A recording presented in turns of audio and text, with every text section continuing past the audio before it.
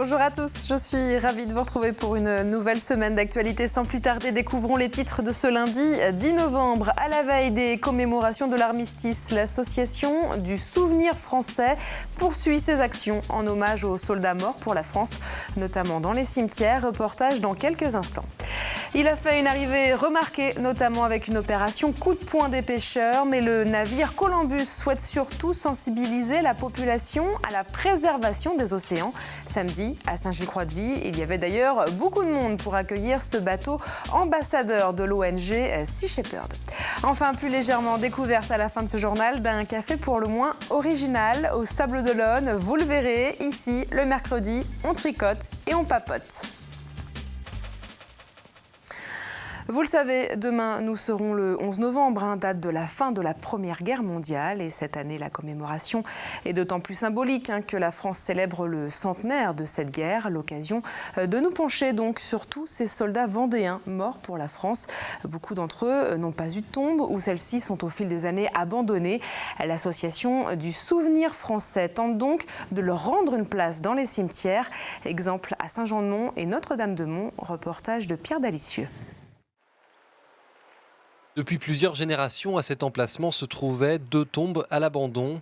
À l'intérieur, 2 soldats morts pour la France, des situations que le souvenir français se charge de régulariser, car la loi est très claire concernant les tombes de soldats abandonnés. La législation prévoit qu'un corps d'un mort pour la France a droit à une concession à perpétuité. Lorsque la tombe familiale dans laquelle il a été inhumé est abandonnée, on transfère le corps soit dans un carré militaire comme à Saint-Jean-de-Mont, soit dans une tombe de regroupement comme ici à Notre-Dame-de-Mont. En effet, depuis 15 jours, ces 2 morts pour la France reposent désormais côte à côte.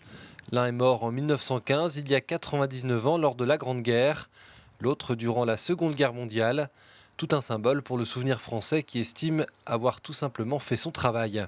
Ces 2 morts pour la France ont fait en leur temps leur devoir, puisqu'ils ont été appelés à l'appel de la nation. Et donc il était juste maintenant que nous faisions le nôtre, c'est-à-dire qu'on leur donne une sépulture digne de leur sacrifice. Il y a quelques années, Josette a pu retrouver la tombe de son oncle mort durant la guerre d'Indochine. Là encore, le souvenir français n'y est pas pour rien. Recherche, démarches administratives, et une fois la tombe retrouvée, le corps a dû être identifié. Le souvenir français a fait le nécessaire auprès de la mairie pour faire creuser. Voilà. Et là, vous avez vu ? Ah, c'était lui, puisque sa plaque était dedans et elle est mise dans sa sépulture. Voilà. Le souvenir français a pour objectif également de transmettre aux jeunes générations le devoir de mémoire en incitant les communes, comme ici à Saint-Jean-de-Mont. Pour le centenaire, l'équipe municipale a voulu rendre plus pédagogiques les allées du carré militaire. Beaucoup d'enfants ne savent pas à quoi sont attribuées ces tombes. On essayait d'apporter pour que tout le monde de la famille regroupée puisse venir sur les tombes, parents comme enfants, pour donner, disons, un visuel de ce qui était la guerre de 14-18. Cette année, en Vendée, 5 tombes de soldats morts pour la France ont été exhumées afin de sauvegarder leur mémoire. Demain, pour le 11 novembre, ces 2 soldats connaîtront probablement leur premier hommage militaire depuis leur mort. Et demain, les commémorations vont donc se dérouler un peu partout sur le département. Mais à Talmont-Saint-Hilaire, une cérémonie a eu lieu samedi sur le parvis de la mairie. L'occasion pour la commune de dévoiler la stèle en l'honneur des 960 Talmondais partis au front et en mémoire des 217 soldats morts sur le champ de bataille. Cette inauguration était aussi l'occasion pour le maire de Talmont-Saint-Hilaire de rappeler l'importance du souvenir 100 ans après la Première Guerre mondiale. On a voulu un monument unique à l'heure des 40 ans de la fusion, à l'heure du centenaire, et surtout un monument qui soit au cœur de la cité, qui soit visible, notamment pour les jeunes générations, parce que notre génération, aujourd'hui, leur doit beaucoup, notre liberté, notre façon de vivre, et donc c'est cet hommage qu'aujourd'hui, nous avons voulu rendre à toute la commune. Cette cérémonie a donc permis de commémorer le centenaire de la Première Guerre et les 40 ans de fusion entre les 2 communes. En effet, puisqu'en 1974, la ville de Talmont et la ville de Saint-Hilaire du Talmont fusionnaient pour devenir donc Talmont-Saint-Hilaire. Vous le savez, donc 2014 est l'année du centenaire de la Première Guerre mondiale et au-delà des cérémonies de demain pour le 11 novembre, de nombreuses communes rendent déjà hommage à leurs soldats au travers notamment d'expositions. Exemple avec ces quelques images à Saint-Georges-de-Montaigu jusqu'au 16 novembre. L'association pour la sauvegarde du patrimoine met en lumière les 120 soldats de la commune morts sur le champ de bataille. Et au travers de cette exposition, le public peut découvrir des objets personnels de ces hommes que l'on appelle les poilus. On y retrouve notamment leurs uniformes, mais également des courriers de correspondance échangés donc il y a 100 ans. Pour garder mémoire de tout ce qui a été fait, tout va être stocké dans des caisses en espérant que dans un siècle, une autre génération les ouvrira pour faire revivre le travail qui avait été fait à cette époque-là.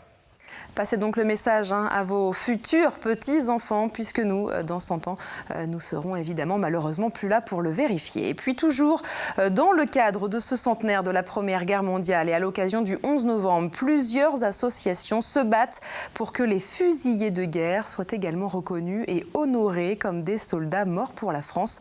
Depuis 3 ans, plusieurs rassemblements s'organisent le 11 novembre pour demander la réhabilitation de 7 Vendéens exécutés après avoir été condamnés. Les circonstances dans lesquelles ça s'est produit ne sont pas connues. Or, nous disons, est-ce qu'on a le droit à un moment donné d'avoir peur? Et pourquoi fusiller à ce moment-là? C'est une vie qu'on en enlève.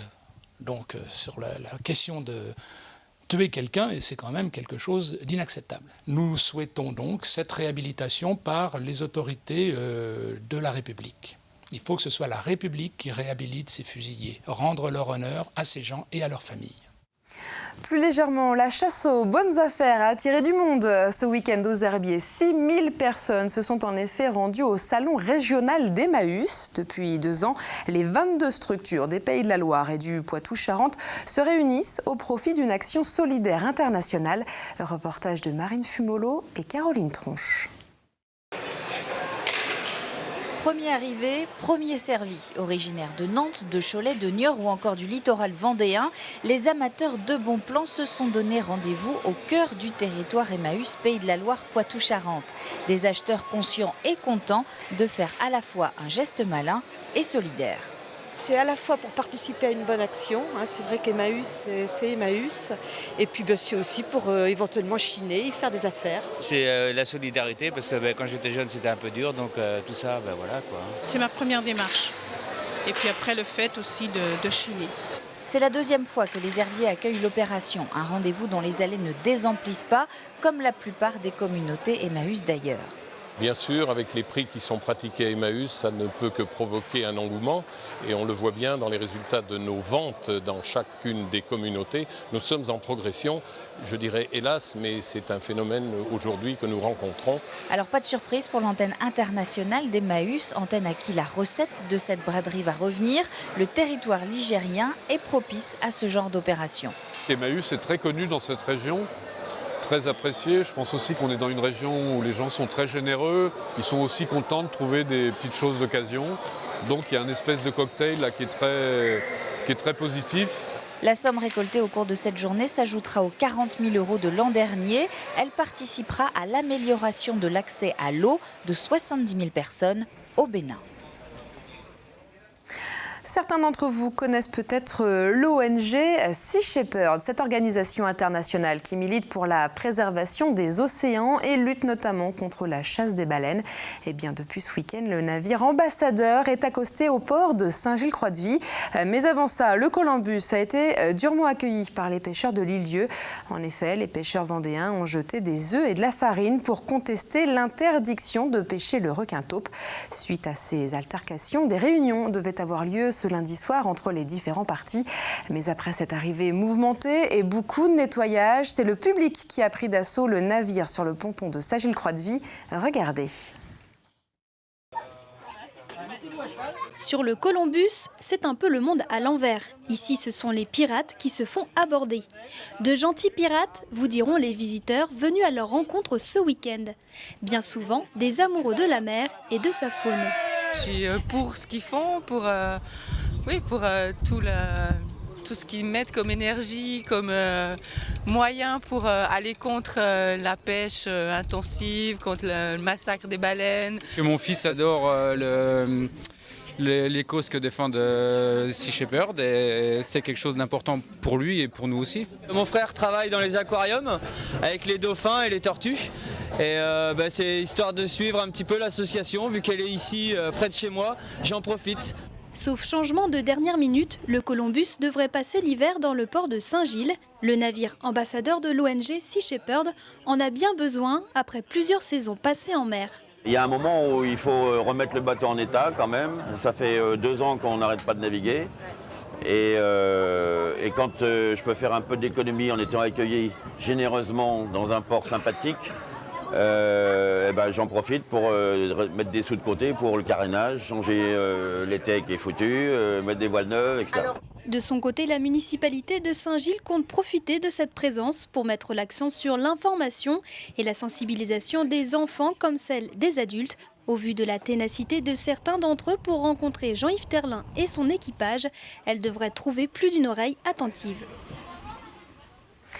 Comme chaque lundi, on ouvre notre page sport et on débute avec la route du Rhum. Et c'est Loïc Perron qui franchit le premier la ligne d'arrivée en Guadeloupe après 7 jours de course. Le skipper de Banque Populaire bat d'ailleurs le record de 2 heures. Et cette victoire est d'autant plus remarquable que l'homme de 54 ans n'avait pas participé à une telle course depuis longtemps. Et surtout, 2 mois seulement avant le départ, Loïc Perron a dû remplacer le skipper attitré Armel Lecléache à cause d'une blessure à la main. Depuis 12 ans très exactement, je ne fais plus de multicoque en solitaire.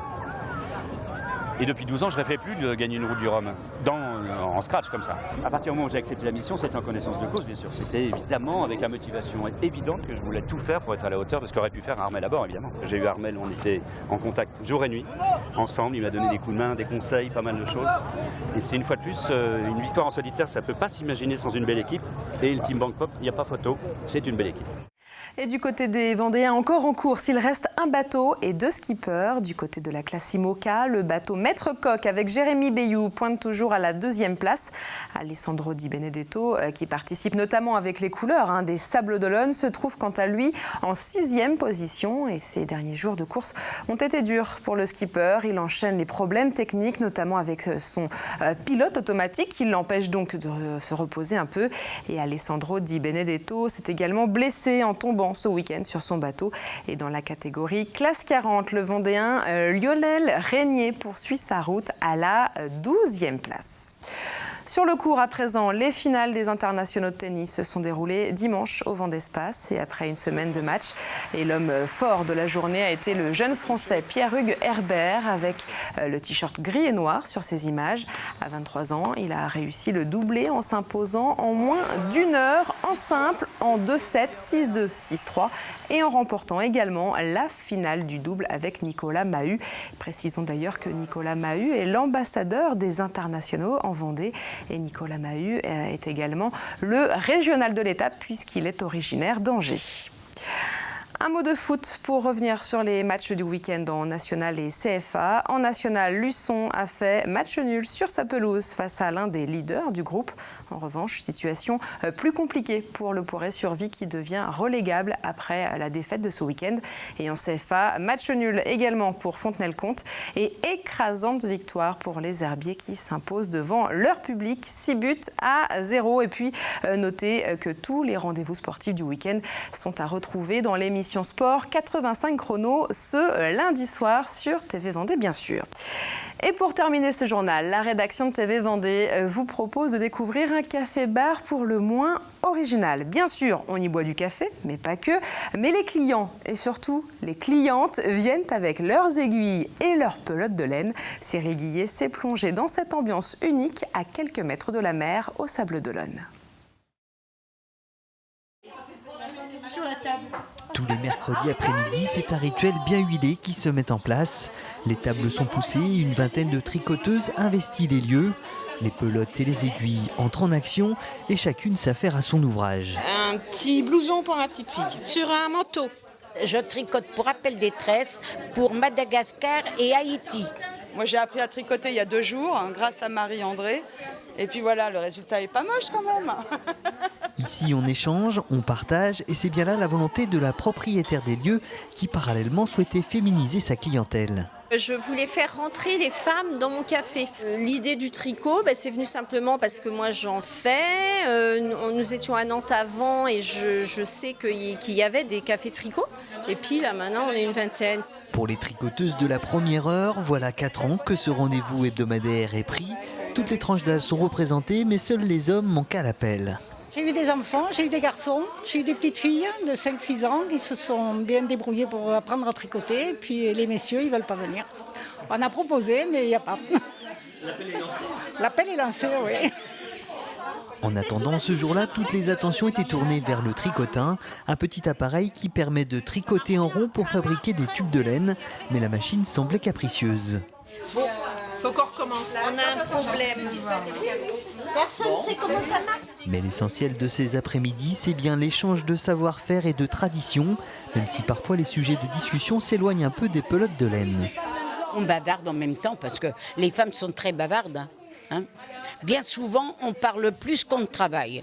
On apprend des choses au tricot aussi, le tricotin que je ne connaissais pas, donc c'est instructif, c'est marrant. Et puis on a des bons gâteaux à manger. Car quand vient 4 heures, le gâteau est de rigueur. Et chaque mercredi, c'est un incontournable. Et en plus, ce jour-là, elle fête un anniversaire. Le gâteau terminé, il faudra se remettre à l'ouvrage rapidement. Car cette année, elles ont en charge la décoration des sapins de Noël de leur quartier. Mais avant l'arrivée de Noël, on va déjà s'intéresser au temps prévu pour demain, 11 novembre. Et les commémorations devraient se dérouler sous les averses et peut-être parfois quelques rayons de soleil. Et ces éclaircies nous feront du bien puisque les températures resteront fraîches le matin. Dans quelques minutes, Armelle Pavageau vous donne plus des détails dans la météo complète. C'est la fin de ce journal. Merci à vous de nous avoir suivis. On se retrouve désormais mercredi et non pas demain.